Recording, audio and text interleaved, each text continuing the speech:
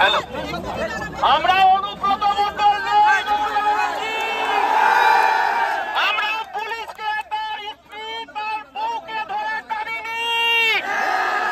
আমরা আন্দোলন করতে এসেছিলাম এই বাংলার পরিযায়ী শ্রমিকদের জন্য, এই বাংলার সংখ্যালঘু আদিবাসী দলিতদের জন্য।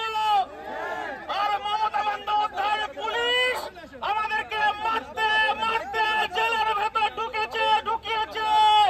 এর হিসাব 26-এ বুঝে নিতে হবে। 26-এ বুঝে নেব তো। আমরা বাংলার সমস্ত সংখ্যালঘু আদিবাসী দলিত একসঙ্গে হয়েছি। মমতা ব্যানার্জি, আপনাকে শেষ কথা বলে যেতে চাই, আপনি যেভাবে দমন পীড়ন করছেন এর শেষ কথা বলবে আমার দলের চেয়ারম্যান নওশাদ সিদ্দিকী।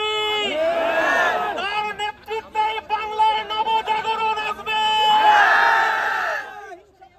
আপনারা মাথা ঠান্ডা রেখে রাজনীতি করবেন, অনেক দূর যেতে হবে।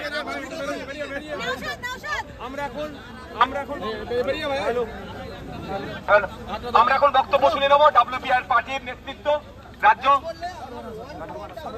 সারোয়ার সাহেবের, রাজ্য নেতৃত্ব সারোয়ার সাহেবের কাছ থেকে।